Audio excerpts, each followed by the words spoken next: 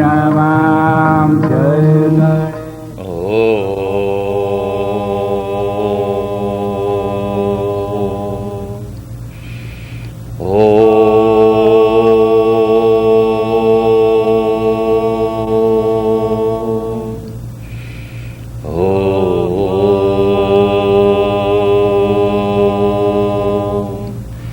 Shanti, Shanti, Shanti. Om, lead us thou, O God, from unreal to real, from darkness to light, from death to immortality. Om, Shanti, Shanti, Shanti. Om, peace, peace, peace be unto us all. Namaste. Namaste.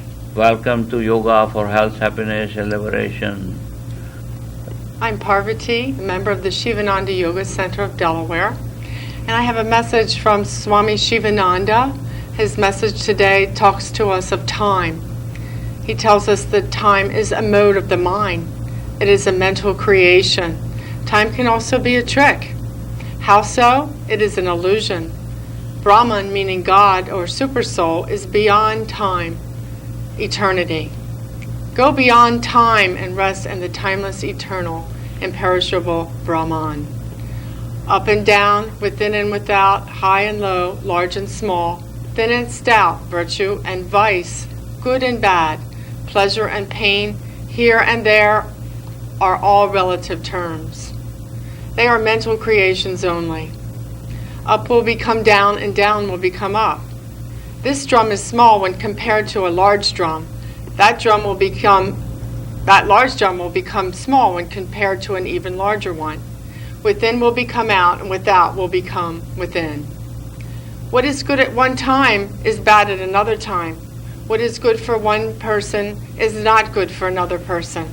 What is Dharma, duty for one, is adharma for another, and what is Dharma at one time is not duty at Dharma at all at another time. Brahman is neither thin nor stout, neither big nor small. In Brahman there is neither within nor without, neither virtue or vice, neither pleasure nor pain, good nor bad. It is a homogeneous essence of bliss and knowledge where there is no play of the mind, neither time nor space, east or west, past nor future, Thursday nor Friday. Tomorrow becomes today, and today becomes yesterday. Future becomes present, and present becomes the past. What is all this? This is the creation or trick of the mind only. In God, everything is in the present only. It is here only. There is neither night nor day, yesterday nor tomorrow in the sun. It is the mind that has created time and space. When you are happy, time passes quickly. When you are unhappy, time hangs heavily. All this is only a relative world. Life is not a question of creed, but of deeds well done. No life is free from difficulties. It is a series of conflicts. Swami Sivananda tells us, face them boldly through the grace of the Lord and the power of His name. Change is the law of life. Truth is the law of life. Love is the fulfilling of the law of life. Death is the gate to another life, life being endless. So says Swami Sivananda. And I'd like to introduce to you today Yogi Bharat Gajjar, founder of the Sivananda Yoga Center in Delaware. How are you? Namaste. I'm so happy that you have tuned in. Today's topic is children. How to get the best children. Now, is it up to you, or they just come? So we're going to talk about that. Now, Gujarati in India, Gujarat has this proverb. If you want to be happy,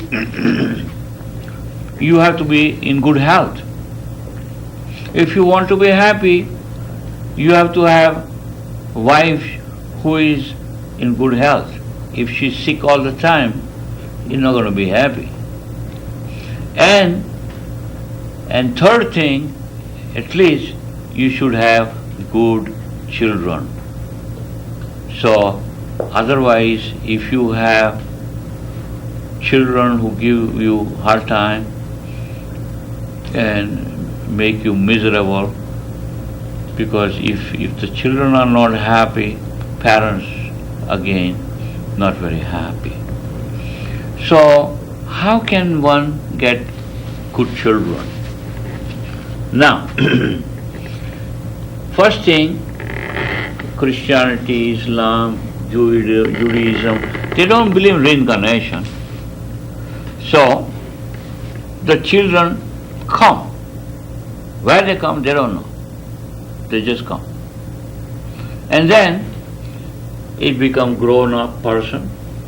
They take birth and then they die. That's his only life and that's it.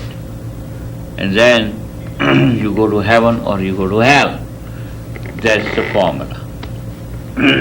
But if you believe in reincarnation, it's entirely a different game. And this is what I'm going to talk to you about. Well, first thing is, okay,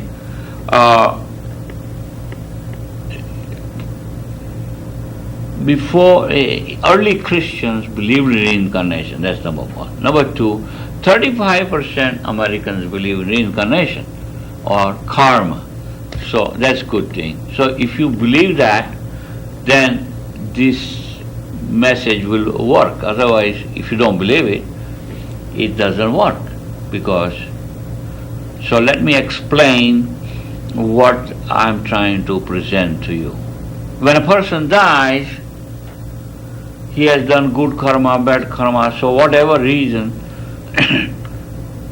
he dies, he goes into astral world, he goes into heaven or hell or purgatory or resting place. But then they have to come back. So how they come back? Then at that time, your karma decides. God says, okay, you did this and this, pick out the parents best for you to burn your karma and so forth, so on. So according to your karma, you pick out the parents. That's the way it goes. Now, suppose, okay, now the people who has certain children, it is also their karma. Now I know my father one time told me, one of our neighbors had a retarded child and gave great trouble to this lady.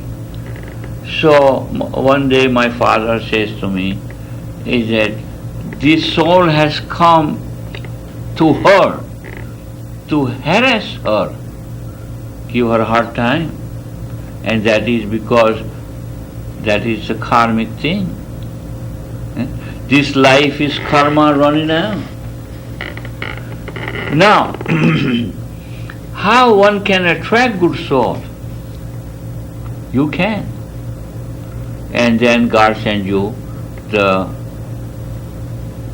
child which you deserve. You see, that karma is whatever action you do, there is a reaction. That's called karma philosophy. So, okay. And then I wrote down a few things which is first thing is you have to be married. The union between a man and woman's union has to be a godly union, married. So that is one good thing. Then second thing, they both should be loving. In loving relationship, attract good soul. You see, that's what the issue is. Then, then when you are ready to have a child, and yoga, I have read about that a husband and a wife, before having sex, should have a prayer and conscious union to attract the best soul. And then you have soul comes, which you deserve, which is very... So what kind of soul you like to have? I mean children. What kind of children you like to have? First, healthy, smart, intelligent, spiritual, obedient, all that. Now, a spiritual child is attracted to a loving husband and wife. No question about that. So it is also a karmic thing. It just doesn't happen. A soul, and I used to tell my children, I said, well, thanks for picking us as your parents. To see some people say, oh, you brought me in this world. You take care of me. I know one family, the son says, you brought me in this this material world, you take care of me. Now that is wrong kind of philosophy. No. Now you see, but it is the children, and the God decides who should be your children. That also is a karmic reaction. Now, if a child comes and give you hard time, that's your karma too. You can learn love from a retarded child. Yeah, no, definitely. Listen, that is, if a retarded child comes to you, nothing wrong with that. That will also teach you, because you take care of a retarded child, you burning your bad karma. It's your dharma.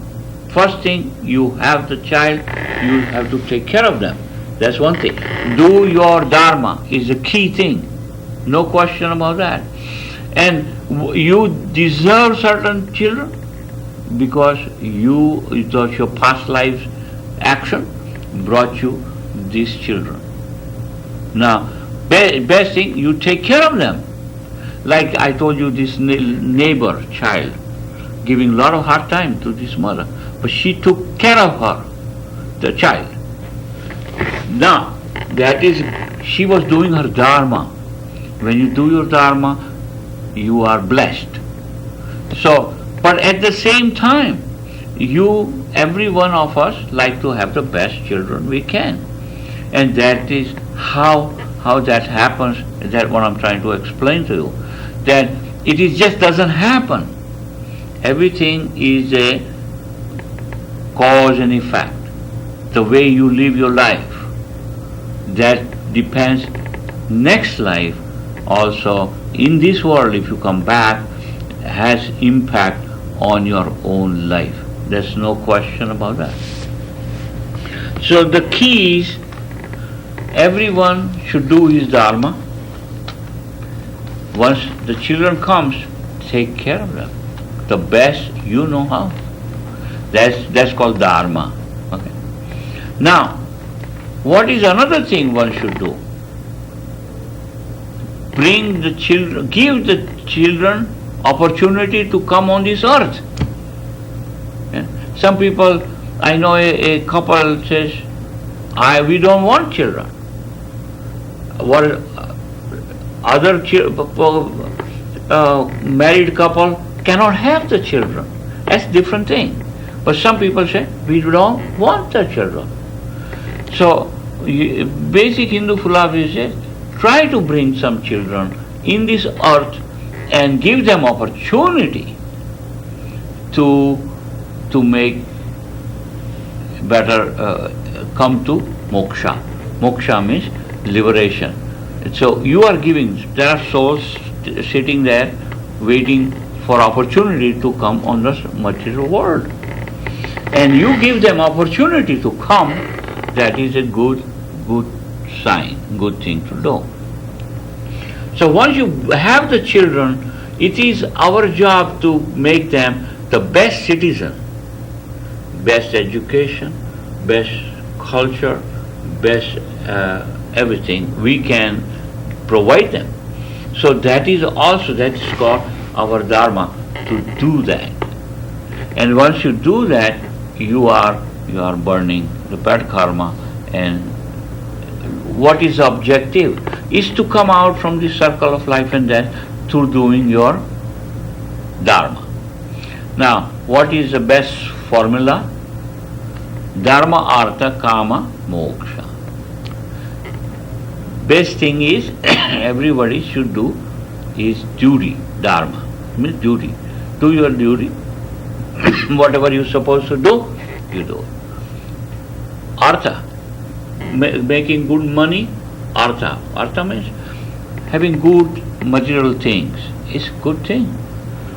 So we should have as many good things. So you earn good money. That's the second thing. Do your Dharma. Make good money. You have good house, good wife, good children. That's so. Kama. Kama means emotionally. You have good food, good wife, husband, and family. And then next thing is come out from the circle of that is called moksha. Moksha. Objective is not to go to heaven or hell, or nobody wants to go to hell, but go to heaven. So Hindu philosophy says heaven and hell are temporary, not permanent. So what is permanent? Moksha is like God is ocean, you are a drop of water, the water wants to go back to ocean. That's called moksha, merging with the Supreme Lord. And that happens when you bring good children and take care of them and make them good citizens. All that process is actually your Dharma. What you're supposed to do, you do it. So that is our objective in this life. Now, once you are children, you should take care of your parents. That is also part of this. So we like to have the best children we can have. So what do you need then? First I explain to you, have a prayer. You should ask the Lord to send the best children you can. And once you have the children, take care of them. Now I'm sure not always you have the best, but whatever you have, God has given to you, you have to take care of them. That is your Dharma. You take care of them, regardless. So it is like two things. You like to have the best, but at the same time, whatever you received, you take care of them. And then that is Dharma. Then next thing, Arthakama, is make a best life you can.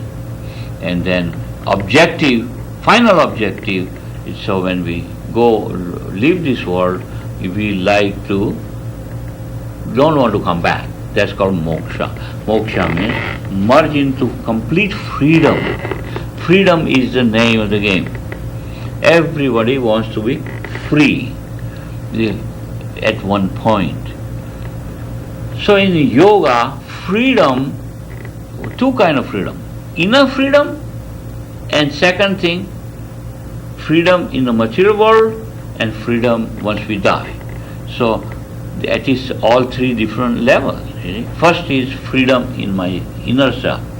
If everybody is free, but in my inside I'm not free, I'm not going to experience that freedom. Then if I am peaceful, freedom, I have the freedom inside me, but outside we are slave of some other government or whatever. Then you lose your freedom. So that freedom is very essential for our happiness. Like in Iraq, Saddam Hussein had very strong government and people were not happy. There were a lot of people who were tortured and all these things. So they didn't have the complete freedom. In America, we have the freedom. Outside, government freedom. Give you tremendous freedom. So that is a wonderful thing. We are very lucky to have, fortunate in the sense that our great-grand, all the people made sure that we have democracy and freedom. That's freedom.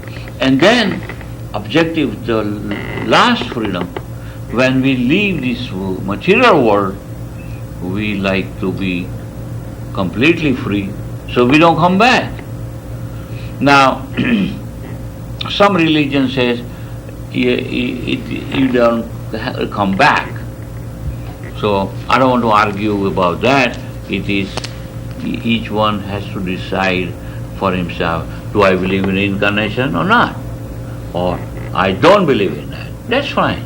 It's the freedom. That freedom is always there. You decide your own destiny. We all have to decide our own philosophy. And Hinduism is complete freedom of thought. You can believe anything you want because you are in charge of your destiny. Nobody else. You. So, suppose what that means. He said, well, if I believe that I can pass the exam without studying, fine. Don't study. Then the time comes I might fail. I will fail, sure. But I have the freedom to study or not to study. So one has to decide what he or she wants to do. Okay? So the best thing is to have the best children and take care of them and educate them and so forth. Now, I've been very lucky to have two. I have a boy and a girl. So both were very wonderful kids. I never punished them. They always excel in studies, and they both happily married. So when you see your children happy, you're happy. That is always parents want that their children are happy. Okay. Because now some people don't care, that's different. But we have to take care of our parents too. So good children take care of the parents. Now a friend of mine, he had a stroke and he's in in an institution. So I went to see him, and nobody goes to see him. He has about 4 or 5 kids. So that is not too good either. We have to take care of our old people, and that is our Dharma, to take care of our parents. So this is just a philosophy of karma. Whatever you do is going to come back to you. What goes around comes around. I like that American proverb. What goes around comes around. You're going to come back. Because whatever you do, it will come back to you.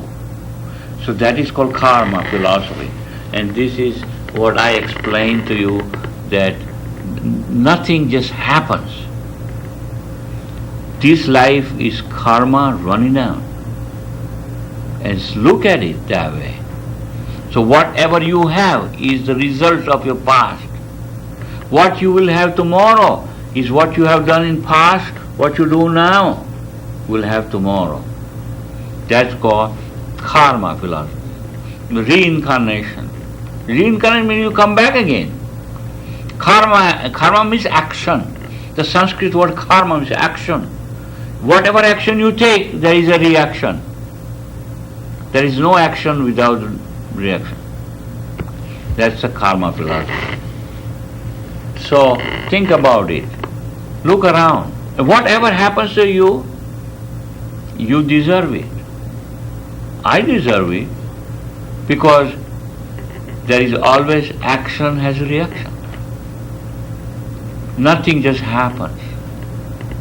Everything is the result of yesterday. Today is the result of yesterday. Okay? That is called karma, action, as reaction. Thank you so much for listening. And tell your friends to watch this show and think about karma. And it's a very important philosophy.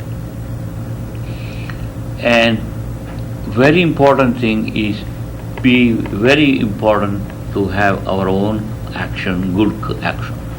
Thank you so much for watching this show.